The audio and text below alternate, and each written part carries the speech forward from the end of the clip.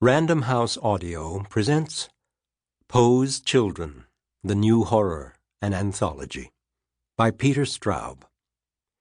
Read for you by Mark Bramhall, Cassandra Campbell, Mark Deakins, Dominic Hoffman, Lincoln Hoppe, Anne-Marie Lee, John Lee, Don Leslie, Rebecca Lohman, and Donna Rawlins. Introduction.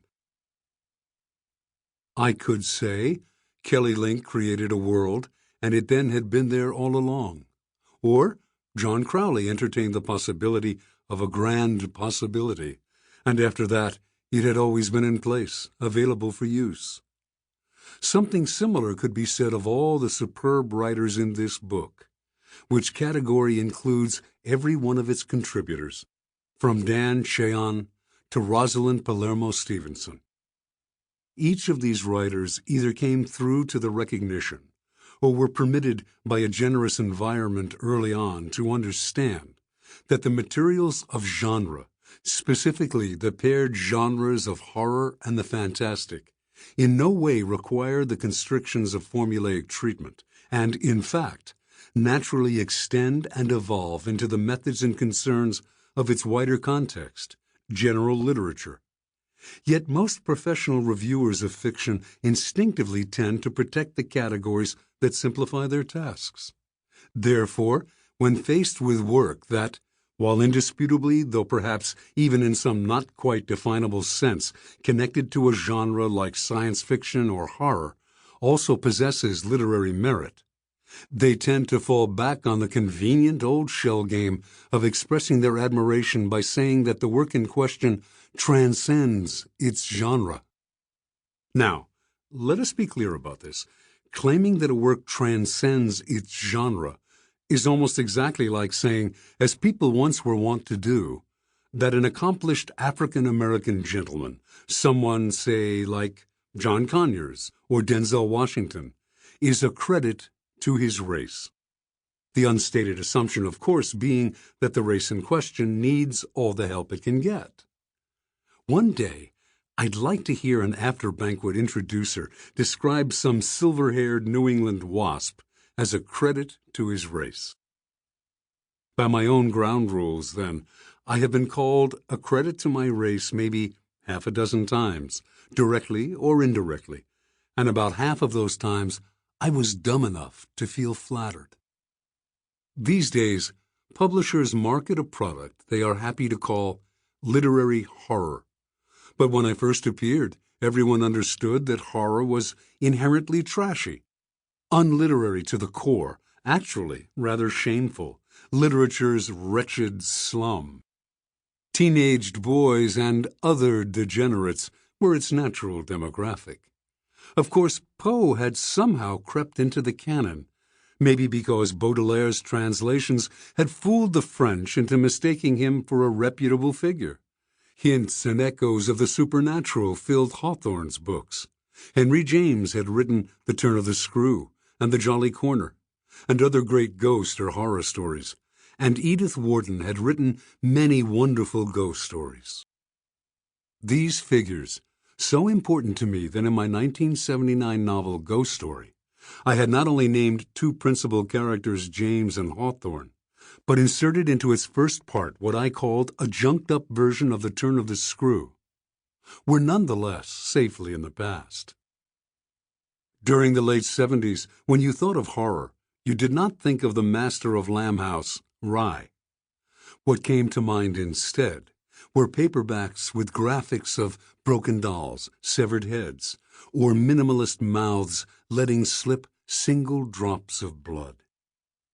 When, at a lovely crowded party in London in 1977, I complained about the dripping severed head on the newly released paperback of my latest book, its publisher told me, "Peter, that book isn't for people like you."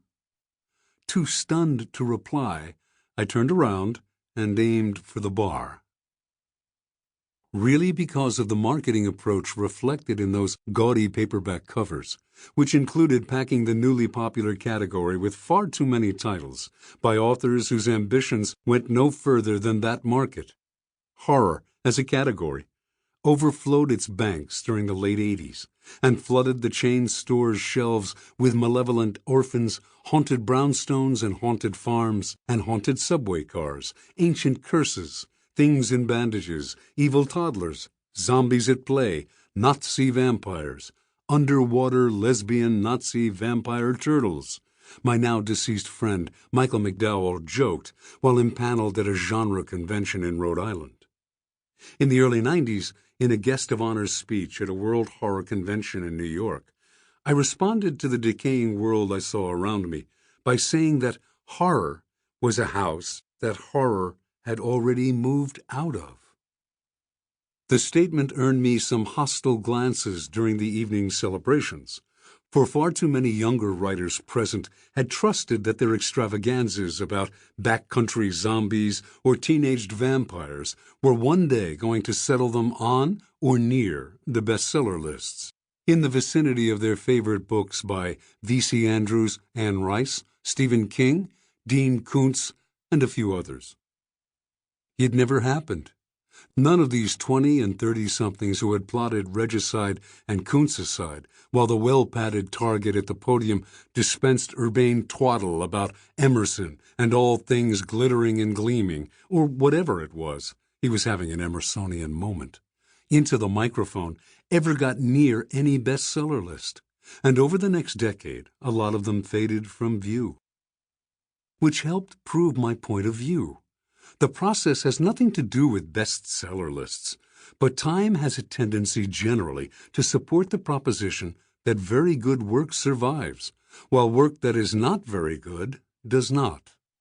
Who now reads, to pick three of the best of the pack, Ken Yulo, Robert Marasco, or Frank DeFelitta, all of whom once had great success with books that now seem more than a bit, well, gestural?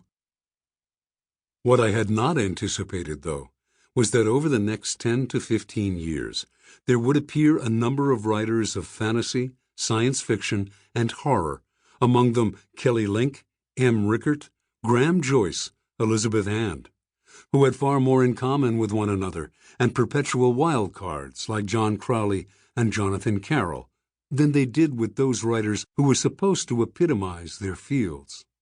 They were literary writers and genre writers at the same time. When Bradford Morrow invited me to guest edit Conjunctions 39, The New Wave Fabulists, 2002, I accepted on the spot, thinking that his much-respected, smart, and intrepid journal would provide the perfect showcase for these writers, most or all of whom would be unknown to its regular subscribers. The benefits of such an encounter should, I thought, flow both ways. And so, as far as I can determine, it proved. The issue was widely reviewed, much praised, and it went into 3 or 4 printings. It also inspired a couple of other anthologies edited by people who understood exactly what we were trying to do. Poe's Children very much continues on from the New Wave Fabulists, and this time I am free to include work by breathtaking literary writers, who, in this newly liberated atmosphere, have no problem embracing their inner Poe, or, to put it another way, no problem making use of the strengths and insights made available to them from their own personal engagements with horror and science fiction. For reasons having to do with length, along with many other people I wanted to include, Michael Chabon and Jonathan Lethem are not represented in this volume, but they fall into the same category. This crossover is entirely welcome, I think, as it erases boundaries and blurs distinctions that sometimes seem designed mostly to keep everyone in their proper place. In November 2003, when Stephen King was awarded the National Book Award's Medal for Distinguished Contribution to American Letters, he went out of his way to invite the resplendent audience before him to read the latest fiction by a number of his writer friends. He went on to praise the books. Not long afterward, the distinguished novelist who had just won the NBA for Best Novel, and whom, until that moment, I had admired, included in her acceptance speech the remark that she did not think those present Sample complete. Ready to continue?